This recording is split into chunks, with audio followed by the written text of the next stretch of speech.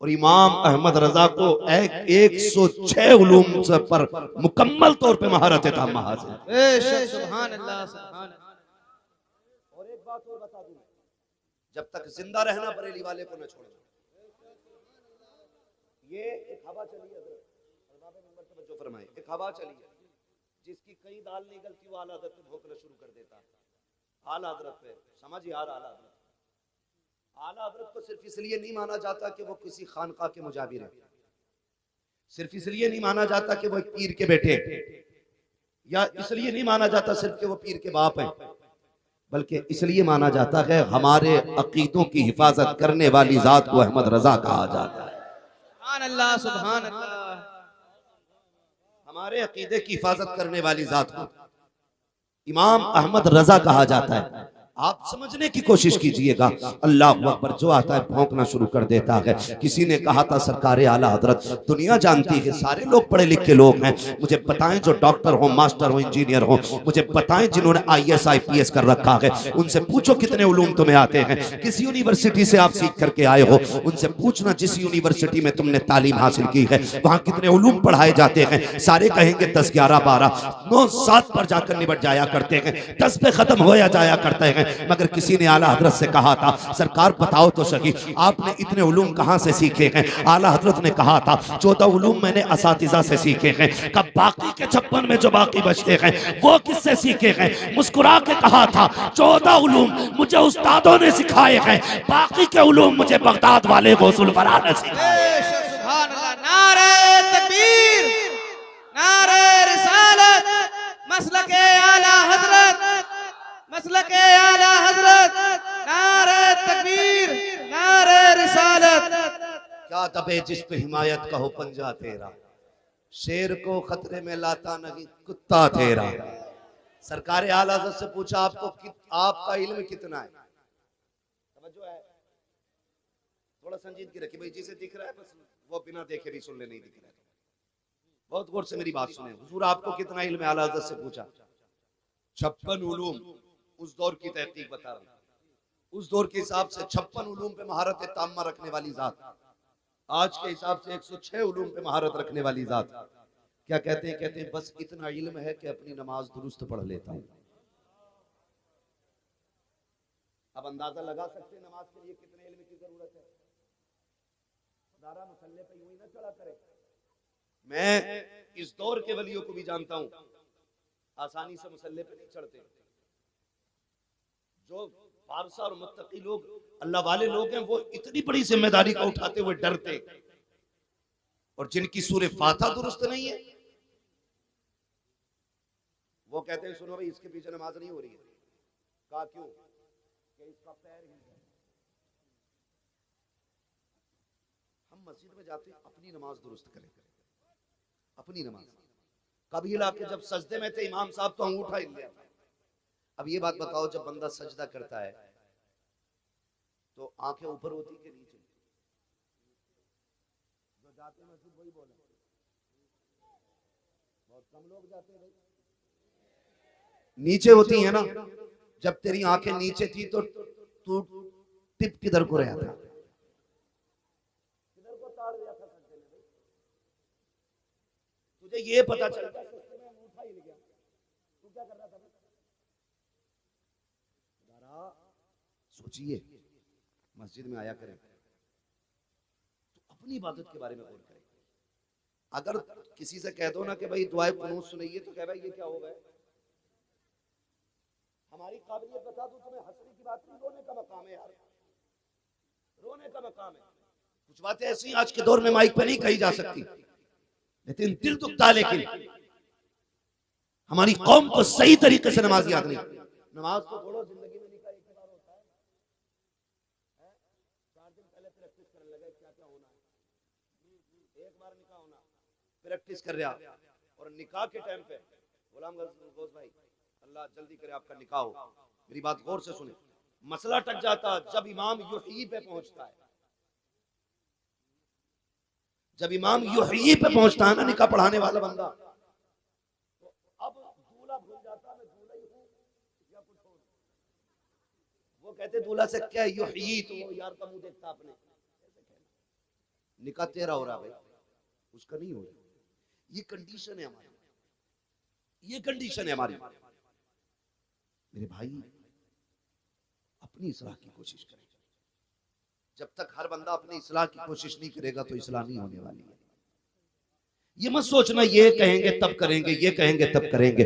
तू क्यों भूल जाता है, तू भी तो मदीने वाले का गुलाम है, तेरा भी तो उनसे वही रिश्ता है जो इनका रिश्ता है, तू भी तो उन्हीं का सदका खाता है। खुदा की कसम सिर्फ मैं ही नहीं, पूरी कायनात की हकीकत ये है, तेरे टुकड़ों पे पले गैर की ठोकर पे न डाल, चिड़कियां खाएं कहां छोड़ के सदका तेरा। सरकारे आला हज़रत फरमाते हैं, इतना इल्म है कि अपनी नमाज दुरुस्त पढ़ लेता हूँ। कौन इमाम अहमद रजा कभी देखो तो सकी, कभी समझो तो सकी। इश्क देखो इमाम अहमद रजा का, संभाल के रखना, खुदा की कसम ये बात है, ये मरते दम तक काम आएंगे। इमाम अहमद रजा की वो जात है जिसने ये सबक हमें अता किया था, इश्क तेरे सदके चलने से छुटे सस्ते, जो आग बुझा देगी वो आग लगाई है। यही वो इमाम है जिसने हमें ये बताया था, तेरी नस्ल पाक में है बच्चा बच्चा नूर का, तू है ऐने नूर तेरा, सब घराना नूर का। मैं उन सादात से कहना चाहूंगा, खुदारा इमाम अहमद रजा से प्यार करो। यही इमाम है जिसने कहा था तो जगह में खातिमे आले रसूलुल्लाह कर, हजरत आले रसूल मुक्तदा के वास्ते।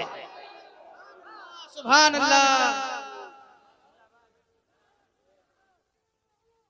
जिंदाबाद जिंदाबाद या अली।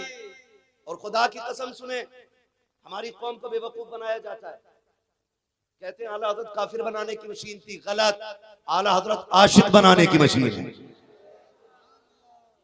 आला हजरत आशिक बनाने की मशीन है। जो गया हो बरेली, सच बताना दिल पे हाथ रख के, यहाँ तो जिंदगी गुजरी है काफी बरेली शरीफ में। आला हजरत के मजार शरीफ से निकलने के बाद घंटों तक बदन की खुशबू नहीं जाया करती है।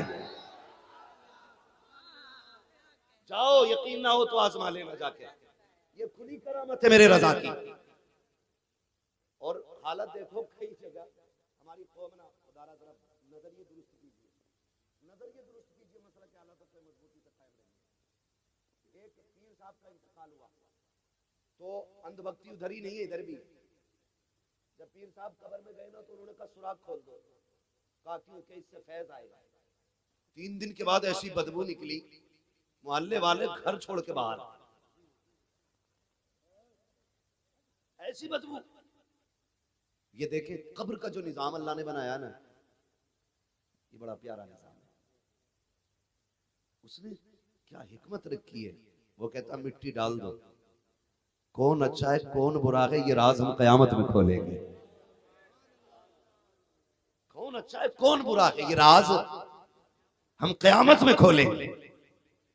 उसने इतना प्यारा निजाम बनाया और लोग सुराख खोल देते, फिर रुका भी नहीं जाता। हर एक के बदन से खुशबू नहीं आती। लोगों ने बराबरी पे जनाजे रखे था जो शरिया के विसाल के बाद, और लेकिन एसी लगाई थी उसमें, फिर एयर कंडीशन में, फिर भी ऐसा हो गया। मगर तारीख गवाह है, ये सिर्फ अकीदत नहीं हकीकत पे बोल रहा हूँ, हकीकत पे बोल रहा हूँ। और बरेली बरेली है यार, जो बरेली से ताल्लुक रखते हैं, फख्र करना अपने नसीब पर कि रब ने हमें और आपको बरेलवी बनाया है। सुभान अल्लाह, सुभान अल्लाह। कड़वी सच्चाई बता रहा हूँ, जो पूरी जिंदगी ताजुश शरिया के खिलाफ भौंकते रहे, जो कहते थे काजिल कुज़ात नहीं माना जाएगा, जो कहते थे ये नाबीना है, इनके अंदर शराइत पूरे नहीं है।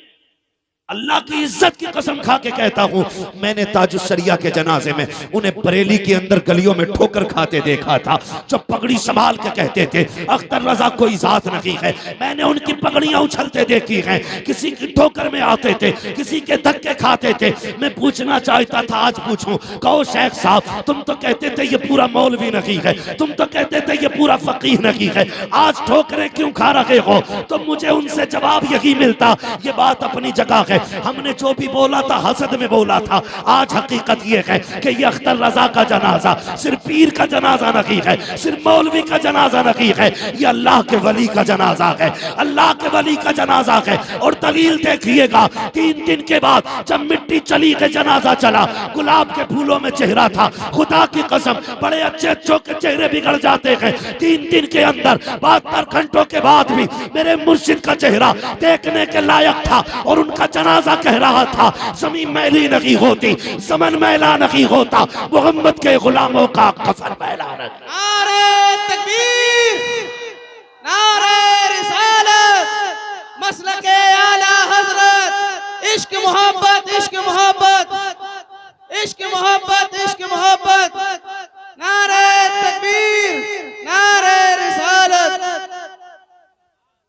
लौट के सबको आना वही है, देर आए दुरुस्त आए। अगर ये शाम तक भी लौट आए फिर भी कहेंगे, लेकिन आना है। आना, हम तो एक बात कहते हैं, तवज्जो है सारे लोगों की, तवज्जो है नौजवानों, जब तक जिंदा रहना बरेली वाले रहना, बरेली वाले रहना। इसकी एक वजह सुने, बहुत गौर से मेरी बात सुनिए। अल्लाह सलामत रखे आप सारे लोगों को। फिरदान जी, अल्लाह आपको जज़ाए खैर दे। माशाल्लाह फिरदान जी की बड़ी मेहनतों के बाद ये प्रोग्राम माशाल्लाह हुआ है। अल्लाह सलामत रखे हमारे भाई को, अल्लाह हुजूर का सदका अता करे, बिलखुसूस बगदाद वाले की खैरात अता करे। जिन जिन लोगों की कोशिश थी अल्लाह सबको जज़ाए खैर दे। बस तवज्जो है ना सारे लोगों की। अगली बात करूं, बुरी तो नहीं लग रही किसी को, और लगे भी तो क्या फर्क पड़ता है। पाए मोरा लंग नेस्त, मुल्के खुदा तंग नेस्त। हाँ, फर्क कोई नहीं पड़ता है। जो बात सच्ची है कह के जाना है, आना पलट के सबको वहीं पे। याद रखिएगा, मैं तो चैलेंज करता हूँ, आला हजरत ने जो अपनी जिंदगी में तसनीफी कारनामा अंजाम दिया है, तो उसको अगर अलग हटा दिया जाए, फिर मैं चैलेंज करता हूँ फातहा साबित करें आज के दौर के सारे मौलवी बैठ के, खास करके वो लोग जो आला हजरत की मुखालफत करते हैं और जिंदगी में उन्होंने आला हजरत की तसनीफात को ना पढ़ा हो। जाओ तीजा साबित करके दिखाओ, 40वां साबित करके दिखाओ। मर जाओ कि मजार की चादर साबित नहीं कर सकते हो। आज जो तुम्हारे बाप दादा की चादर सलामत है, एहसान बरेली वाले का है। आज जो मजारों पे फूलों की चादरें हैं, यह एहसान बरेली वाले का है। आज जो ये लोगों का आशिकों का हुजूम है, यह एहसान बरेली वाले का है। मैं तो कहता हूं अगर कंजुल ईमान हटा दिया जाए तो कुरान नहीं समझ पाओगे, नहीं समझ पाओगे। हाँ, जिन्होंने कंजुल ईमान से दूरी इख्तियार की आज तक भटक रहे हैं, आज तक भटक रहे हैं। महबूब इसलिए आपको फतह दी, ना फतह ना लका फतह मुबीना, इसलिए फतह दी। क्यों कहते हैं? ताकि आपके अगले पिछले गुनाह बख्श दिए जाएं। और महबूब क्या कहते हैं? रब ने तो महबूब को बेगुनाह बनाया है। और सुन्नियों का अकीदा है अंबिया और फरिश्ते गुनाहों से मासूम होते, इनसे गुनाह हो ही नहीं सकता, हो ही नहीं सकता। समझ रहे मेरी बात?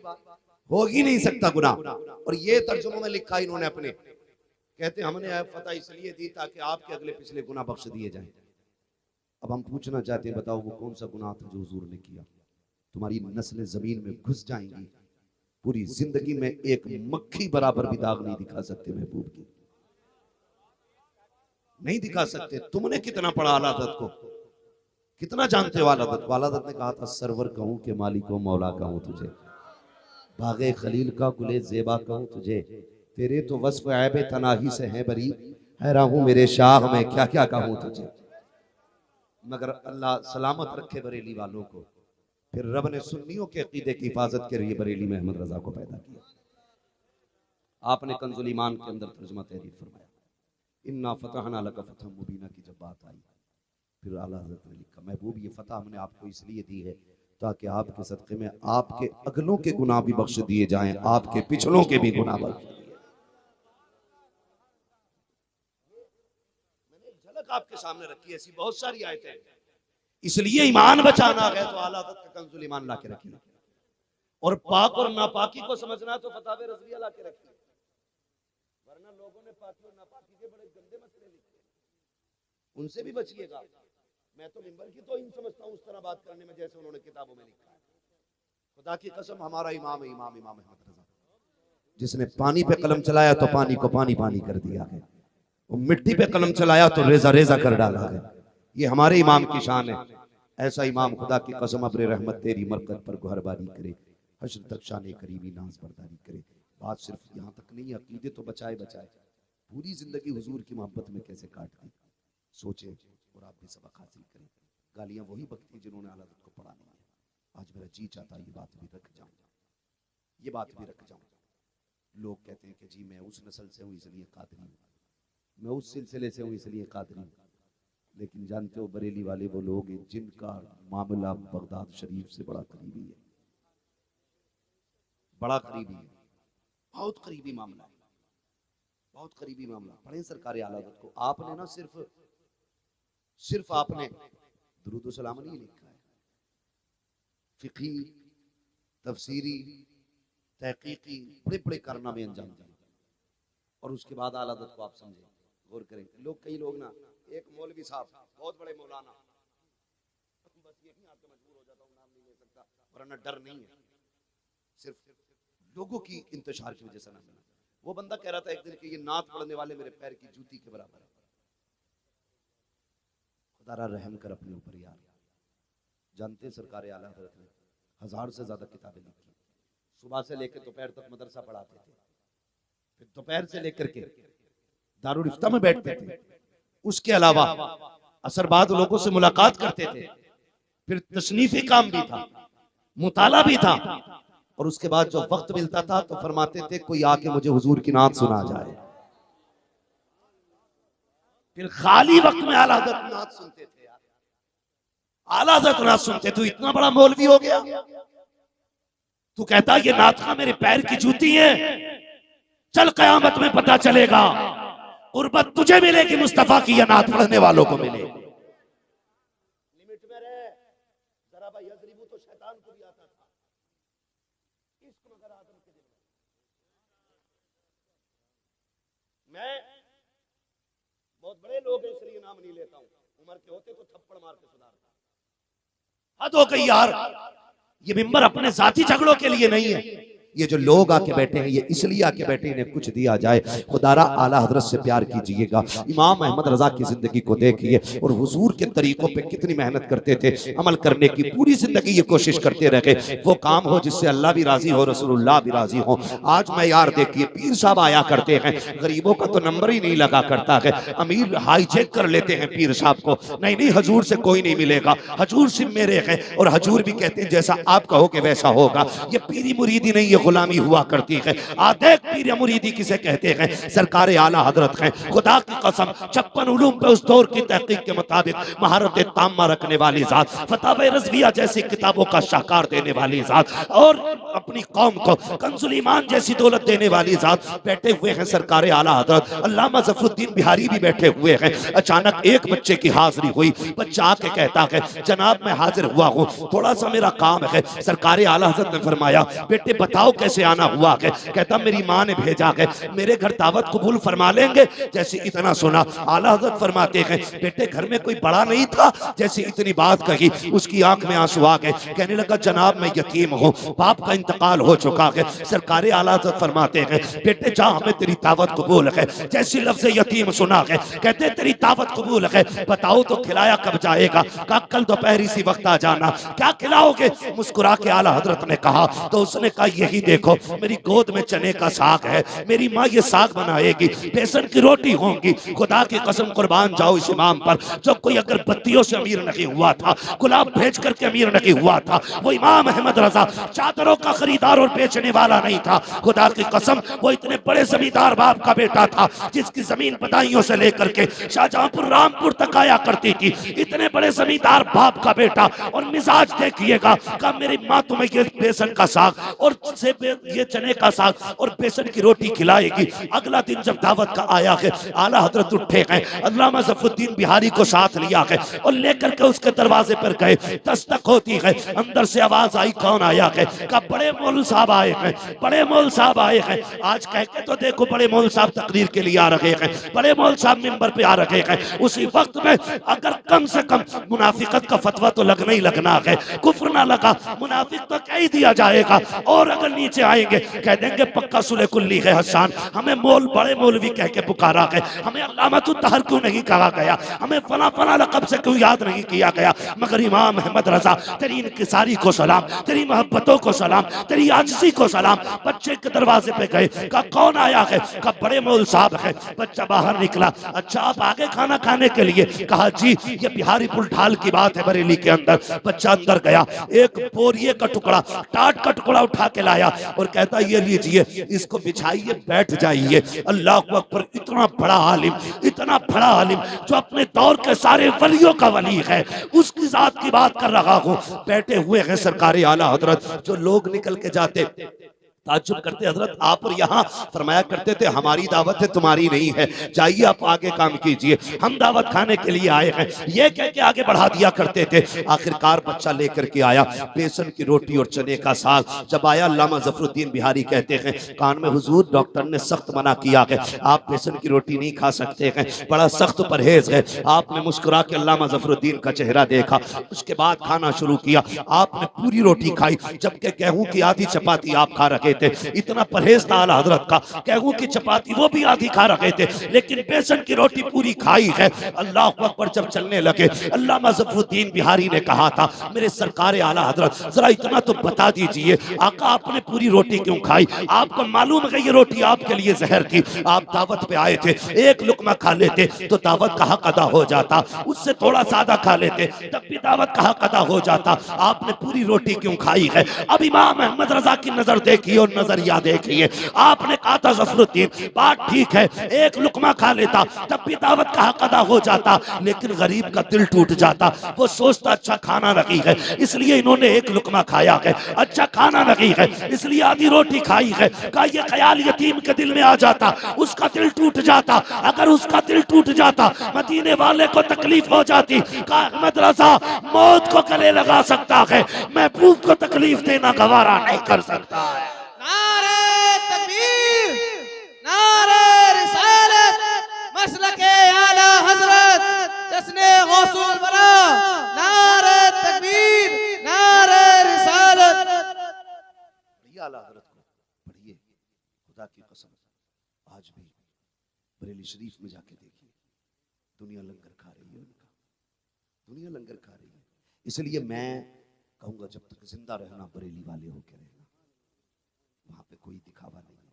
रात हुजूर हसन मियां साहब हुजूर साहिब सज्जादा थे जलसे में, मैं हजरत को देख के थोड़ा सा मुस्कुरा दिया, साथ में औरंगजेब भाई भी थे, उन्होंने मेरी तरफ इशारा किया क्यों मुस्कुराए? मैंने माइक में ही कह दिया, मैंने कहा जब से हजरत को देख रहा हूं मैं इसी जुब्बे में देख रहा हूं, वही सफेद सा सादा सा जुब्बा, वही सादा सा कपड़ा, कितना बड़ा सज्जादा है जानते हो? जो उर्से रज़वी के मौके पर 10 लाख से ज्यादा लोगों का मेजबान बना करता है, इतना बड़ा सज्जादा नशीन है। और सादगी देखो, लोग जरा सी सज्जादगी मिल जाए तो कौन कौन सा लेवल नहीं लगा लेते है ना, आगे पीछे चार मधाफा चलते, दो तीन नारे लगाने वाले होते, हजूर आ रहे, होशियार, खबरदार, कदरदार, मेहरबान, कौन आ रहा? फला साहब आ रहे, और फिर पता चला पौधा बाढ़ निकली चुईया। मगर बरेली वालों तुम्हारी सादगी पे कुर्बान जाएं, और तुम्हें लगाने की जरूरत क्या है? वो कहा था ना किसी ने कि भाई अच्छी सूरत को संवरने की जरूरत क्या है? जब रब ने इतनी इज्जतें बख्शी हैं बरेली वालों को कि ये फटे लिबास में भी आ जाएं तो कौम सर पे रख लेगी, इसलिए कि कल भी इनका एहसान था उम्मत पे, आज भी एहसान है उम्मत पे। इसलिए तो खुदारा ऐसे पीरों से भी बचिए जो हाथ पकड़ के कहते हैं खैरियत तो है। और भाई जो सबसे बड़ी बीमारी चल रही है, मियां बीवी के झगड़े तो लगभग 90% हो ही गए, और एक नहीं करोगे, होने भी चाहिए। झगड़े ना हो तो फिर प्यार कैसा? प्यार है और झगड़े ना हो ये तो हो ही नहीं सकता। झगड़े मोहब्बत में ही होते, जिसे किसी से मतलब ही नहीं है फिर उससे झगड़ा ही किस बात का भाई? ये बताइए, जिससे मतलब नहीं होता उससे झगड़ा किस बात का?